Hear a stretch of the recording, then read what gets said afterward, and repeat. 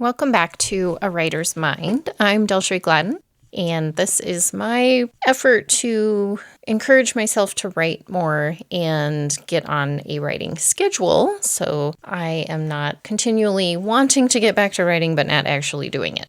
So hopefully I can keep this up. This is week 2. I'm starting on Monday after having taken yesterday off to get some other stuff done, and I'm on chapter 3. I got about 910 words written, and this was a little bit more productive. I was a little more focused, set some time aside when I had some quiet to really get this done, and that seemed to help because I did get a little bit higher word count today than I was expecting to. Some of the things that I'm noticing, kind of recap from last week, I was setting the stage, introducing some of the characters that are going to come into play in this overall story. With this Karmic Investigations, which I still haven't come up with a title for. But I had introduced in chapter 2 a character named Ethan, who just happens to be in the class with our main character, who is inhabiting the body of the person that she's investigating. So Beatrix is the main character, investigating Sage, and trying to determine whether Sage had something to do with the disappearance and possibly the death, that's still undetermined, of Arya Proust. So Ethan, I'd kind of just thrown him in. I needed an excuse for her to make up some reason that she sat in the wrong chair when she came into class and, pretended she needed to borrow his charger. And I was kind of just going to leave it at that and maybe just have him pop up occasionally. But as I started writing and was getting through that chapter, I actually thought he might be fairly useful. He'd mentioned at the first encounter with Beatrix that his sister was on Student Senate and had been responsible for putting up the posters all around the school about Arya being missing. And so I actually wanted to bring him in a little bit more, and I think I'm going to have him be more consistent of a character, because as Beatrix is leaving, she, posing as Sage, thinks that he might be someone who can introduce her or help facilitate her meeting his sister, that she can maybe get some more information about this girl Arya and the fact that she kind of has a connection with the family. The family's the one who asked her and the other Student Senate members to put up the posters. So I have her give him her number and say, hey, can you have your sister get in contact with me? I want to help. When, she's really doing this to try to make contact with the family. And that was originally my plan for the next step of this story. And I wasn't quite done with the chapter. It was too short. So I have her go through the day a little bit more and get to lunch, where she interacts with Rhys again. And, actually, no, I'm getting it mixed up. So see if I can even remember what I'm doing. This is the problem with not planning things out ahead of time. So as she's leaving that first hour, her friends are kind of like, why are you talking to that Ethan kid? And one of the friends makes a comment that she doesn't understand why the police aren't looking at Arya's brother. And this was kind of one of those things that just popped into my head at the moment, and I thought, I'm going to go with it and see if I can take it somewhere.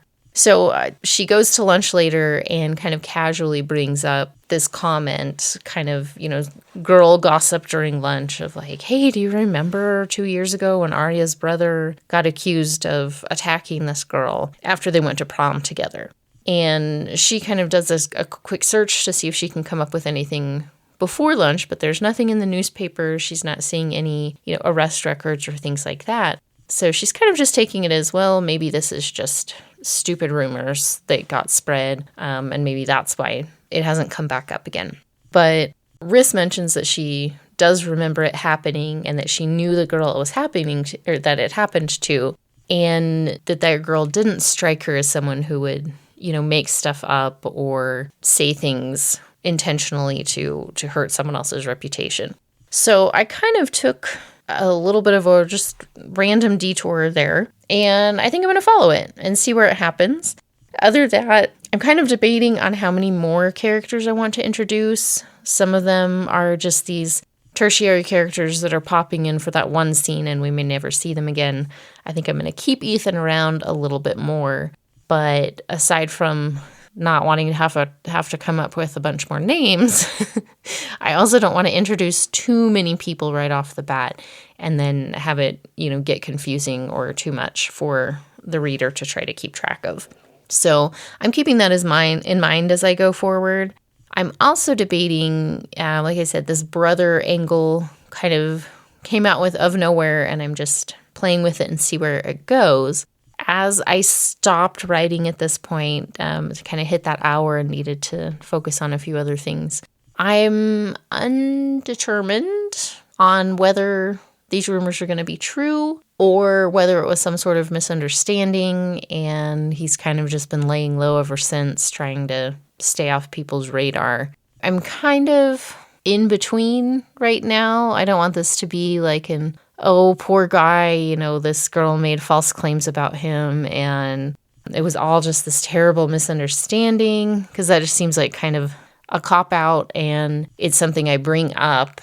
I think it would feel like to readers like, oh, I brought this thing up that was going to be this complexity and this interesting thing, and then it was resolved too quickly, which would make it not very interesting.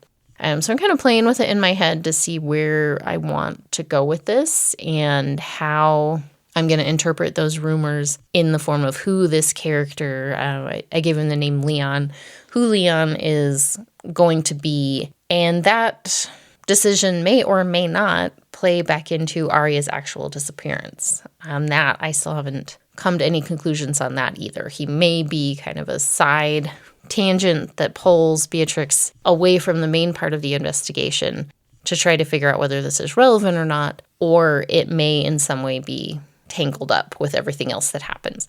I am leaning toward he's not going to be the one who has done something to his sister, but, who knows? It may change over time as I just see how his character develops and what I'm going to do with him. But that's kind of where I stopped at this point for Monday. And I'm going to pick up that chapter and see if I can get it wrapped up tomorrow. All right, so back for Tuesday. I did manage to get a second day in a row, which was nice. It was really, really tempting to just be like, I'll do it tomorrow. But as I think about that and trying to get in the 5 days, and it's like, okay, if I don't do it tomorrow, then I'm writing at least one weekend day, which is fine. I'm not opposed to that. Weekends can be really great times for writing, but I want to try to make sure that I'm saving my time to be with my family or to go hiking or biking or whatever for those times that I know everyone else is available to do that. So I'm trying to keep my scheduled writing time to the weekdays, and then like bonus if I get time on the weekend to write. That's awesome. But I want to try to get in those 5 days. So even though I didn't get to it until later in the evening, still managed to get in some writing. I got 895 words. I finished off chapter 3. So that was nice. Kind of feel like I'm making progress and starting to have some sort of a dent in this project, even though I still feel like I'm really in that introductory phase and want to get things going a little bit more. As I'm hashing things out, it's just, I think, going to take as long as it takes for me to figure out where I'm at in the world and how to put the characters in. So I worked on finishing off the section that I had started yesterday, and that kind of left me at so I was at a point in a chapter where the chapter was about 900 words, which wasn't long enough for that to be a chapter, but I was debating on how I was going to take the rest of the chapter and how many words that was going to take, and if I was going to end up with this like gigantic chapter or a really short chapter and then like a medium length chapter. And I like having a variety of length when it comes to chapters, and even down to sentences and paragraphs. If everything's the same, it gets a little monotonous.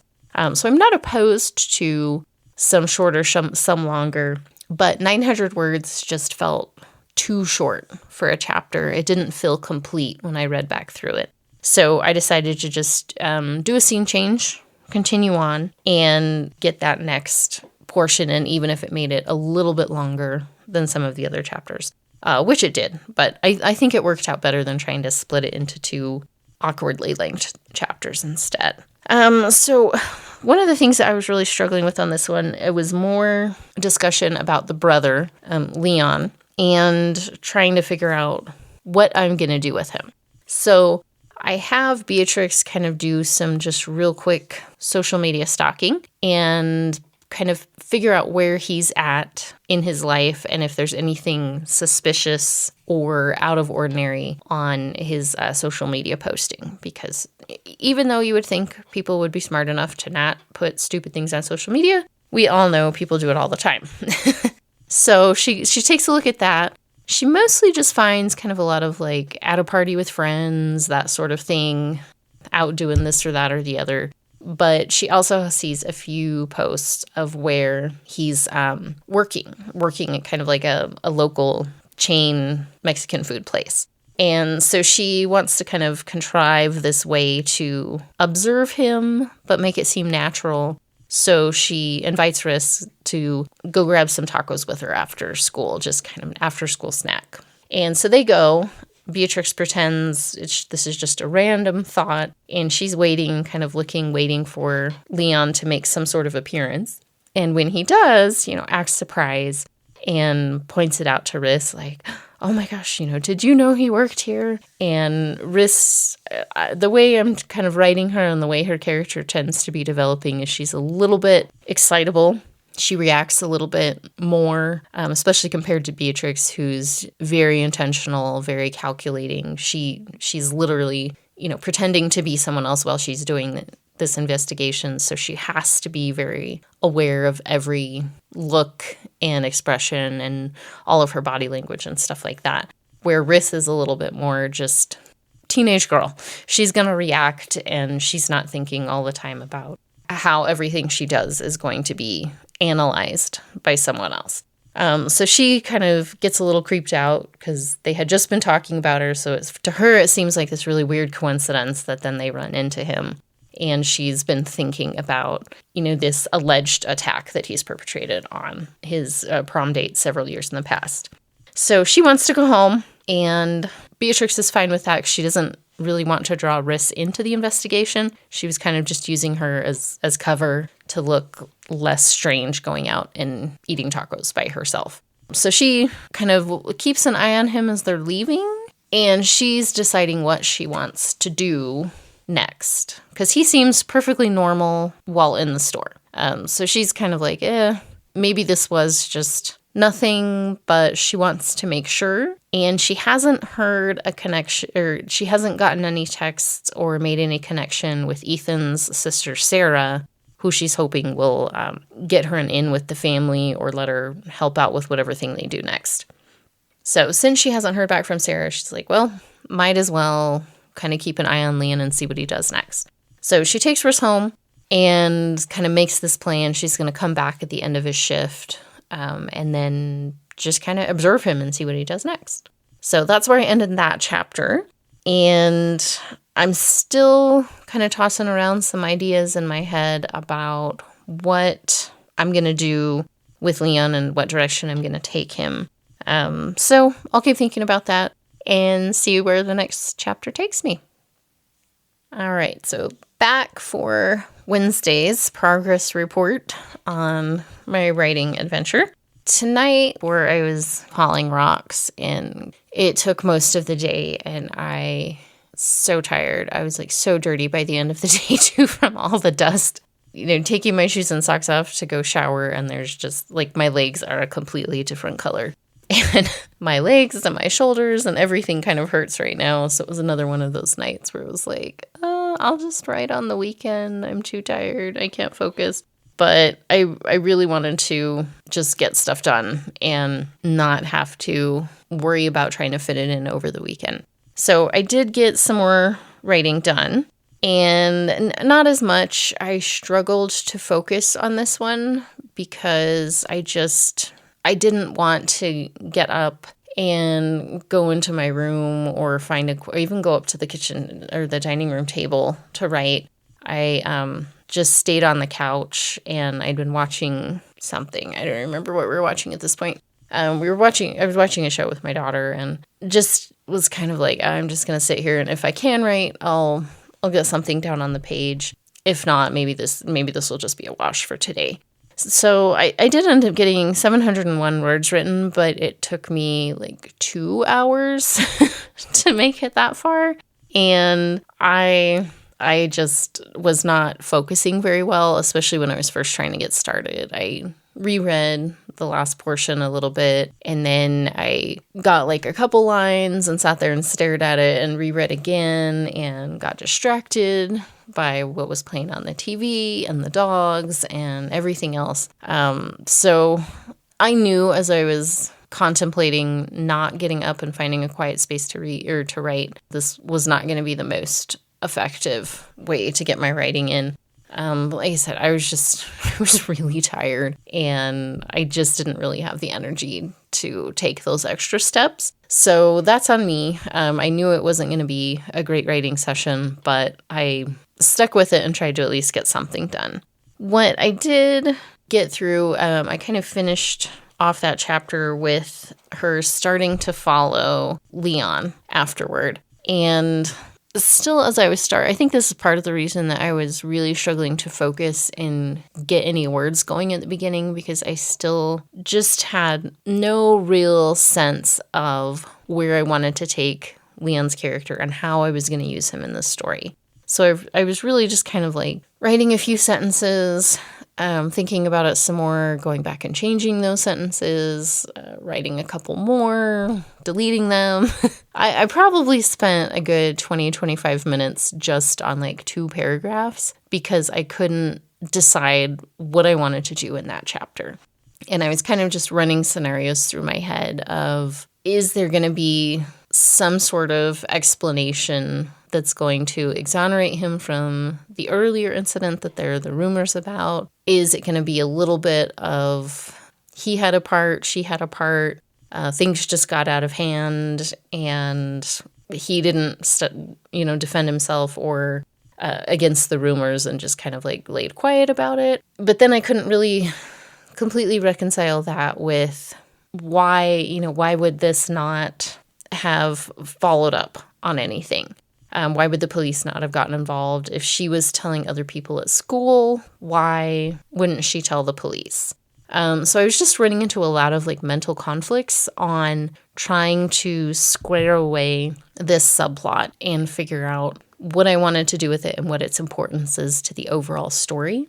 And I don't think I completely figured that out, but I did decide that I'm going to lean more toward things aren't quite as they seemed according to the rumors, because, as rumors go, it's like playing telephone. It gets changed throughout. And by the time Beatrix is hearing about this, it's 2 years later. And it's not going to be completely what she's heard. But I'm still playing with the idea of why this didn't get pursued as a police investigation. I have some ideas on that, but I haven't solidified them yet. I think there's going to be maybe some family connections that are going to influence that, some pressures involved on certain parties. But I'm kind of still thinking about that as I go through. But I did start kind of putting in these indicators of Leon's personality that he can come off very charming, very respectable. He plays the good, solid kid that nobody would ever suspect of doing anything. Like, he plays that really well. But when he's out of the sight of people who can, report back to his parents or spread rumors or things like that, he's going to have some other personality traits that come out. And so as I was finishing up today, I think I was starting to get a little bit better sense of who Leon is and where I need to take him and how I'm going to involve him in the overall story of his missing sister. And I think it's going to be a complex entanglement. So, which is always kind of fun when just a random thought really comes to play kind of an important part. But I think I do want to bring it back with my original plan of this Ethan character and him connecting Beatrix with his sister Sarah. So Sarah will hopefully, I can bring it all together in a way that makes sense. Sarah will still manage to connect Beatrix with Aria's parents while she's also investigating Leon in this side investigation that she's conducting to figure out whether she needs to be investigating him or not. And those two are going to intersect a little bit at some point to give her a clearer picture of why the events of 2 years ago were just swept under the rug, basically.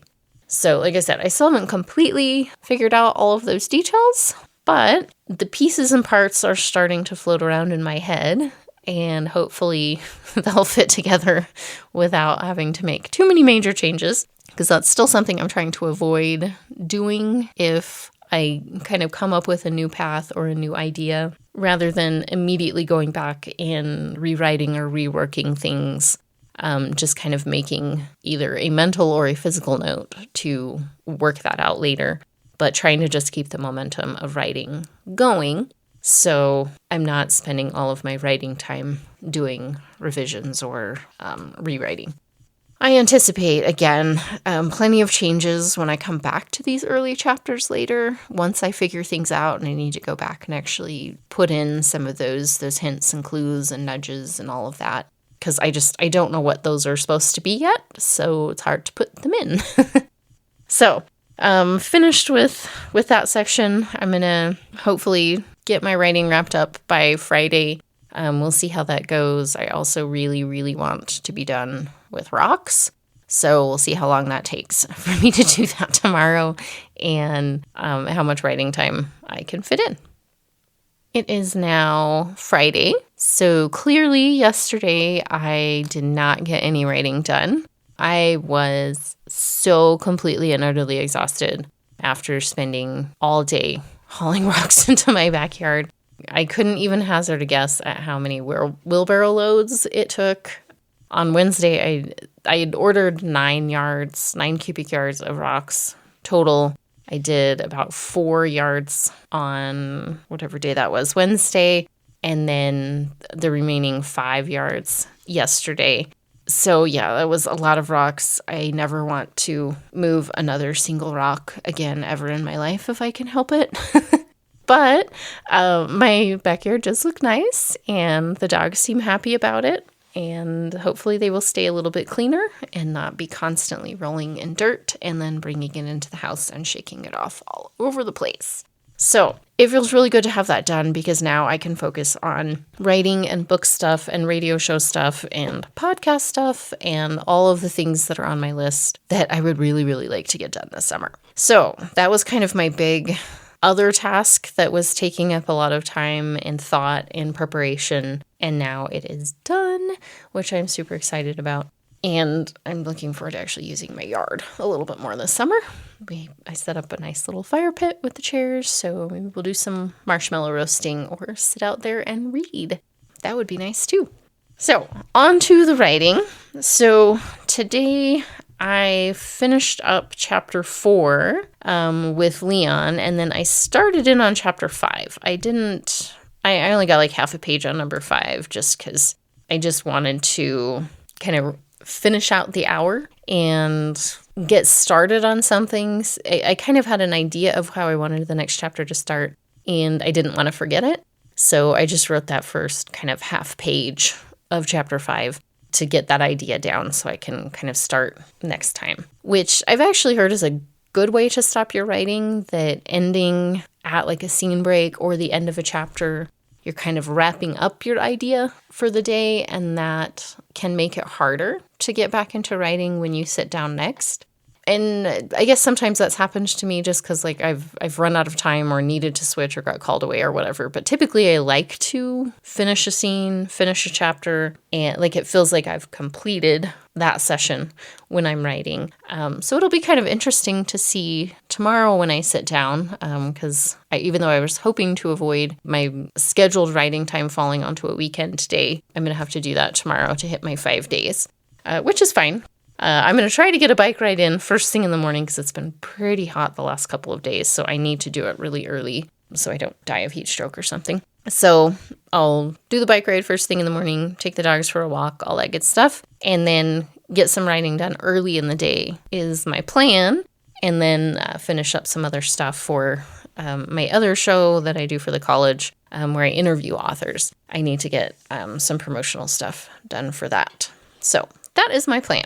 But today, I did sit out on the couch because I'm still really pretty sore from all the rock business. So I needed a comfortable place to sit today. So I did sit on the couch to write, but I turned off the TV. The dogs were pretty tired, so there were minimal interruptions then. And I actually was able to get a significant amount of writing done. This is the most I've been able to write in one sitting since I started this project, which felt really good. But I managed to get 1,715 words written, which, yeah, I can't even think of the last time I wrote that many words. in just about an hour, too. I was able to really just focus in after the first maybe about 10 minutes. I started out kind of like I did the last time, getting a sentence down, thinking about it for a while, making some changes, getting another sentence down. And again, it was the same thing of like, I wasn't totally sure where I was going to go with Leon. I was still thinking over my approach to him. And even though like I feel like it should make it easier to have a plan in place, trying to sit there and plan the rest of the chapter was really hanging me up and causing me to have a hard time. So I kind of just gave up on that. I thought, you know what, I'm just going to start writing. I was at the point where she's come back to the taco place and she's kind of parked off to the side waiting for Leon to come out. And I have him come out with another young lady who works there, and they get into the same car. And I wasn't sure what I was going to do with the situation when I started writing this section, is kind of the last half of chapter 4. So I just started writing, and I was going to let the drive tell me where they were going and just follow them along, which is what I did. And she follows, observes them. It's very non-eventful. It just seems very normal. One coworker giving another coworker a ride home, and Beatrix starts to second guess herself. She's like, okay, maybe these were just crazy rumors. It was 2 years ago. Nothing's come up since then. He doesn't have, a long rap sheet or obvious problems. So she almost lets it go at that. And it's just like, it's like 9:00 by that point. She's kind of, I haven't totally decided how her parents are going to react or what their rules are on her being out. Because earlier I had set it up that this was a night that her mom was working a long shift at the hospital. So the kids were responsible for making dinner and taking care of all of that before her mom got home, making dinner for the dad. So I'm still keeping that in the back of my mind. I don't know if she's going to get in trouble for being out or if they're going to question her, how tight their control is. I'm anticipating there's going to be some sort of issue with one or the other of the parents, but I haven't decided what yet. I'm going to let that simmer in the back of my mind. But anyway, so she almost gives up and decides to go home and just call it a night and maybe call it on investigating Leon altogether. But there's still just that little bit of suspicion hanging on that she can't let go of quite enough. And so she's like, you know what? I'm just going to follow him back. And if he just goes back home, then, maybe that's it. She'll focus on getting in contact with Sarah and getting in with the parents to get a little bit more information from them. And it seems like that's what is going on, that he's just driving back home, kind of going the same route they went. And then suddenly he takes a detour. And as soon as that came into my mind that he's going to make a turn that she wasn't expecting, it cemented in my mind this was not going to be, to stop and get, ice cream on the way home. And she follows him into a neighborhood, like a fairly nice, like well-off neighborhood. And I wanted it to be kind of out of the way, secluded. And the area that came to my mind was, it took me back to a time back when myself and my ex-husband, we were still practicing in the Mormon faith. And we were trying to find our way to the temple in Denver, which is actually in Littleton, not Denver, but it's called the Denver Temple. And this was at a time when we did not have cell phones with maps. Like, we don't have smartphones. This would have been when we were still living in Colorado Springs. So 2005, probably right around 2005. And I don't think we even had cell phones at that point. We had just moved there, really stretching to make ends meet and everything. So we had kind of like, you know what, we don't need expensive cell phones right now. And we were just kind of like trying to find our way to the temple. We didn't have like an exact address, and I don't know why we didn't look it up ahead of time or print something out. I mean, there was still like MapQuest and things back then. But for whatever reason, we're just like, no, we can find it. Like, you can see it right from the interstate, which you could. But apparently, like, the neighborhood around the temple is just a gigantic maze. Somehow we ended up being there. But as I'm picturing Beatrix following this character, Leon, down through some neighborhoods, and she's wondering where the heck they're going. That was the area that I was picturing, because I was remembering how the streets around the temple just seemed like it was just like in and out and all over the place. And where the heck is the temple? It's like in the middle of one of those little maze toys where you have the little silver ball and you have to tip the toy back and forth to try to get it through the maze. That's what it felt like we were doing when we were driving there. So that was the neighborhood that I was picturing in my mind. And it's really nice to have Street View on Google Maps, because then I could go back and look at that neighborhood and remind myself of what it actually looked like to make sure it was going to fit what I wanted it to fit in this story. Because I'd had the neighborhood where he dropped off the coworker to be kind of where I'm picturing, like Colfax area, South Denver, not a nice area, fairly run down. And so I wanted something to contrast that. And this neighborhood worked for that. So I went ahead and kind of used that neighborhood as where she's going in this area of Littleton. And she, has to park a little bit away so he doesn't see them. And then she sneaks up and is watching them and observes this exchange where she can't really hear what they're saying because she's too far away, but it's clearly a negative interaction. And he's trying to get her to go with him, and she doesn't want to go. She's telling him to leave. Then she tries to leave, and he grabs her and tries to pull her toward him and toward the car. And she's able to get away and runs off, but he's very upset by this. He is angry, drives off fast. She kind of indicates that maybe she's calling for help, and he doesn't know whether she actually is or not. So he runs off and is clearly scared that there may be some sort of consequences to his behavior. And so I feel like that's something I can bring back to the event 2 years ago to make that connection. And then she can start keeping her ears out for others who've had negative reactions with him. Try to figure out what exactly is his deal, because he can carry on through normal life as a regular person.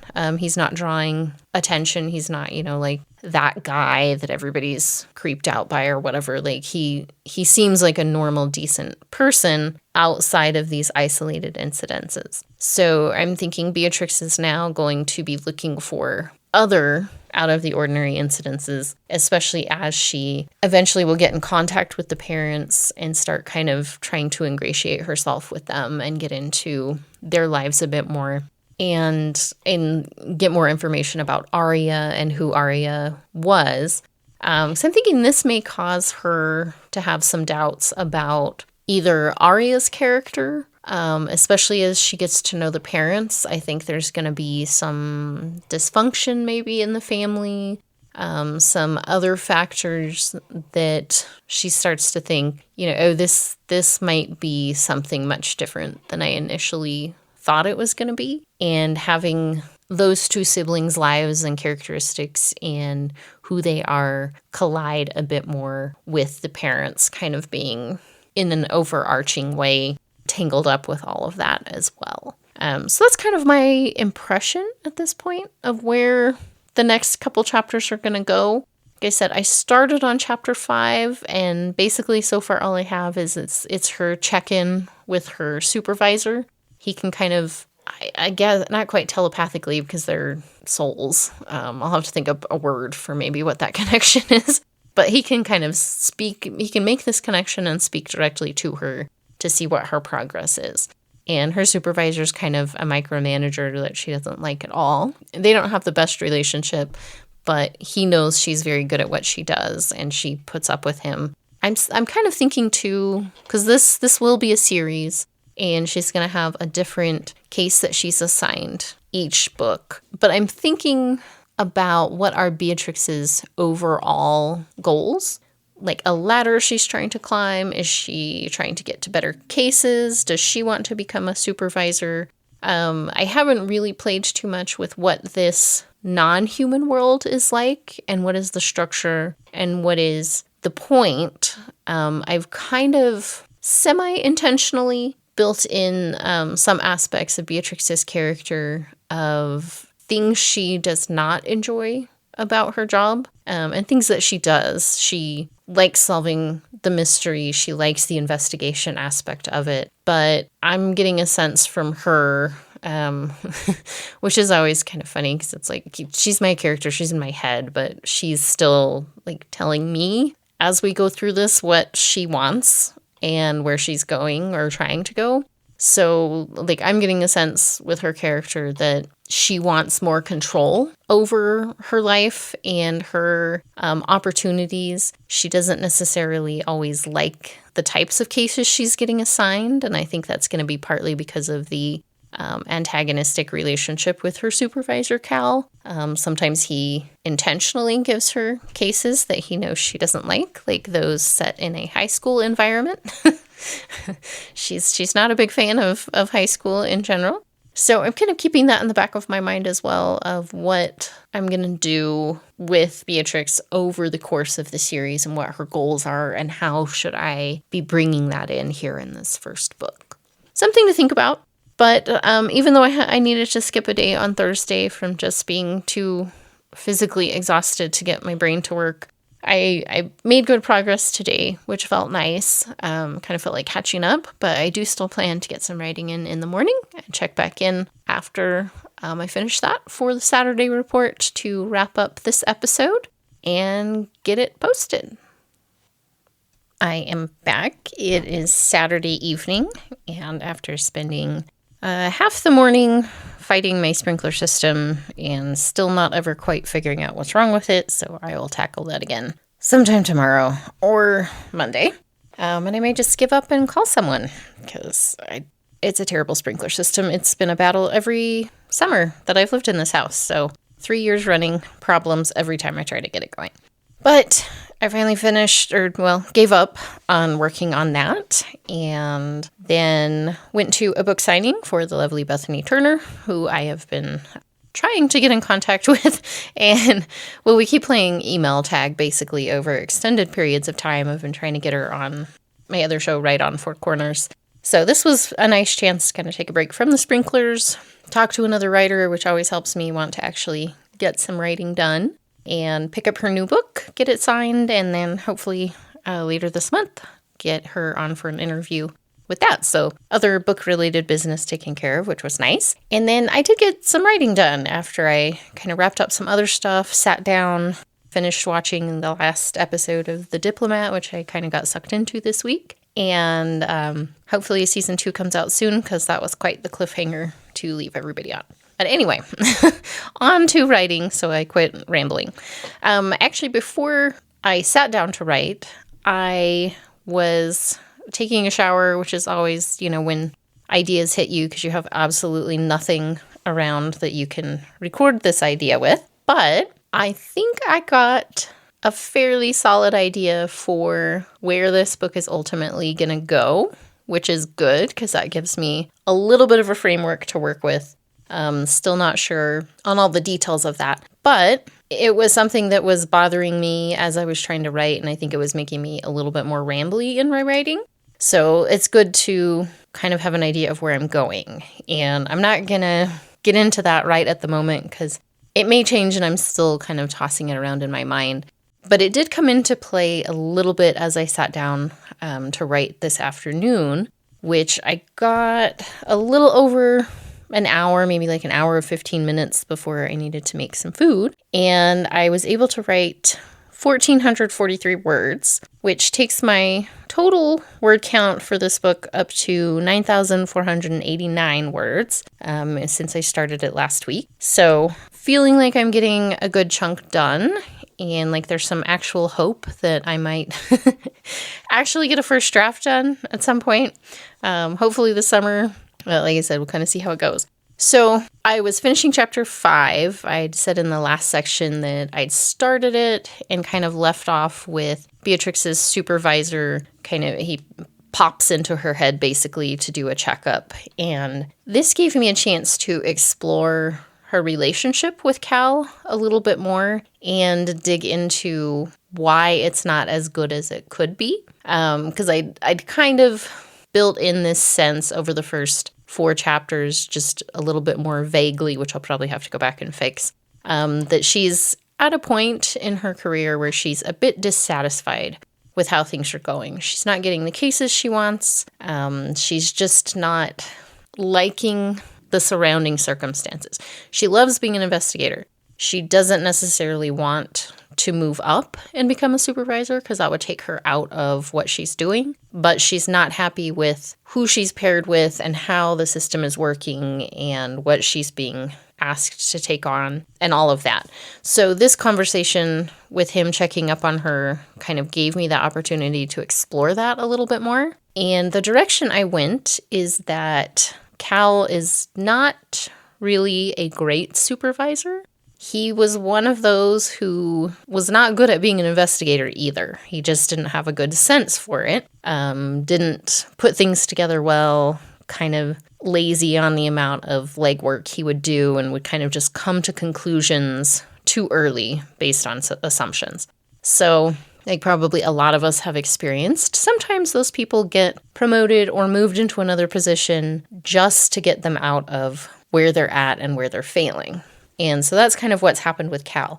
He was moved up to be a supervisor with the idea in my head that if he's just kind of keeping an eye on how things go, he's going to do less damage than actually investigating these subjects and making a determination on the ultimate state of their soul. But unfortunately, as Beatrix is experiencing, he's a micromanager. He is very petty, so he takes out his frustration that she kind of basically shows him up a lot because he'll give her the case with an initial assumption of, oh, this person did this or that, or this is a responsible party or whatever. And most of the time he's wrong because he is just not good at this. And so he holds that against her. He's intentionally giving her assignments that he knows she'll hate. He's called her off of basically her cosmic PTO. She was supposed to be on vacation. He calls her back for this last-second mission. And so they're not in a good place. She kind of despises him and hates working for him. And that's kind of building her overall frustration with the situation and the case. So things about like having to be in a high schooler's body, which is not her favorite or type of person to be investigating. She's even more irritated about it because she's in such an antagonistic situation with her supervisor, Cal. So I think I'm getting a better sense of who the main characters are and how they're playing off of each other, which is giving me a better concept of what I'm going to need to go back and fix over the first 4 chapters to build that up, make it more obvious, because I caught myself doing it again in this chapter 5. I'm explaining more than I should be because I'm working it out in my mind as I go. So what I need to do later when I come back to this for rewrites is break some of that up and build those hints and clues in the earlier chapters. So then once she gets to the point where, she's just loses it with Cal, the reader sees that coming, and then I don't have to explain why she's losing it. We've seen that over the chapters leading up to that boiling point. So that was helpful. I feel like I can use that relationship moving forward more concisely without so much wordiness and play them off of each other a little bit better, because now I'm also getting a sense of what Beatrix's long-term goals are. Like I said, she's not trying to move up, but she wants a little bit more control. She wants to be trusted by her supervisor to handle the more complex cases, to be able to say, like, I really, I've been doing this for centuries. I'm really tired of being in the high schoolers situation, things like that. So that's kind of giving me a little bit of an idea of an overarching storyline for her throughout the series. And still a lot to figure out there, but I'm kind of able to start thinking about it a little bit more. So I also wrapped up the chapter with her in chapter 4, ended with her observing Leon kind of being aggressive with this girl. She doesn't know who the girl is yet. And she heads home to start trying to figure out, okay, what's his history with this girl? What do I not know about him? What did Cal fail to find in the initial overview and file that he gave her? And I'd mentioned earlier kind of the thought of there was probably going to be some repercussion for her being out in the evening without getting it cleared with her parents or, something along that realm. So I decided that I was going to put this mostly in the mom's hand because she's the most unstable and reactive, and use her to give the reader a sense of some of Sage's backstory. And I'm trying to really balance this because I want Sage's character ultimately to be somewhat sympathetic, but not to the point where readers aren't going to like the ending. Because I'm starting to get a sense of how I'm going to end this. I think it's going to be a fine line to walk of helping the reader understand her past and the pressures and conflicts that she's been dealing with that lead to the outcome, but also not to the point of like excusing any of the characters for their behavior. And I think that's going to go with Leon too, like finding that balance of some sympathy, making the character relatable, but not going too far over that then I'm going to have issues at the end. So the mom kind of goes at her as soon as she comes back into the house and starts kind of dragging up other stuff that Beatrix doesn't actually know what she's talking about because she doesn't have a full history of Sage's life. So Beatrix is trying to make guesses in this interaction to lead her to a situation where she can get more answers. And so the mom is kind of verbally attacking her, at one point slaps her, and is saying, just berating her. Look at all these terrible things you're doing. She refers to them as her crimes. And Beatrix doesn't know if she's meaning this literally or figuratively until the mom mentions that all the time that Sage spent with their religious advisor, I don't think I'm going to name a particular religion. So I'm just kind of going with the term pastor, because I think that seems to be one that applies to several religious organizations. So I'm going to leave it a little bit vague there, at least for now. And that kind of gives Beatrix an idea that these may be like legal crimes that the mom's talking about as well, but at least some of what the mom is upset about is crimes against her beliefs that she expects Sage to also share those beliefs.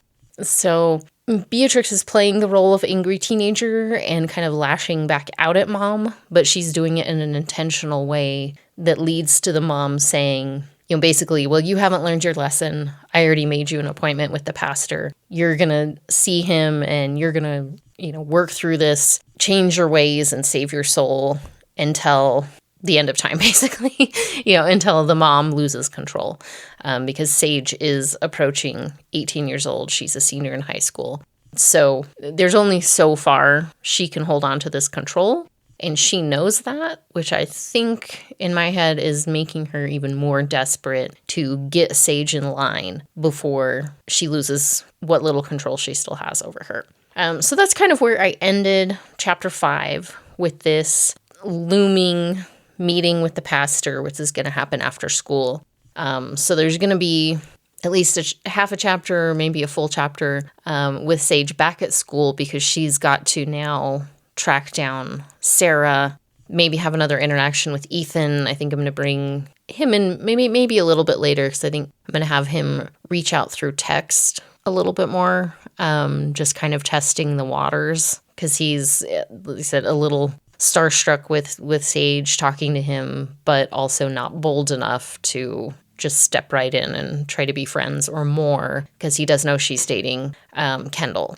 So, and I think giving a chapter back at the school will also give, I need to bring Kendall in more, because I think that's going to be a big part of developing Sage's character, is continuing to see their interactions and how they border on unhealthy, to give that kind of comparison and cause effect of her home life bleeding into her personal relationships as well, and the effects that has on people. So I've got an idea of what the next couple of chapters should look like. I'm starting to get a picture of the end of the book, and where the various characters are going to end up. I don't want to give too much of that away quite yet, because honestly, I might change my mind and go with something completely different. We'll just see how it goes.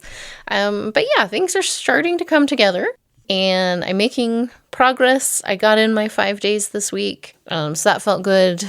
Today and yesterday, I actually got more writing done than I was expecting.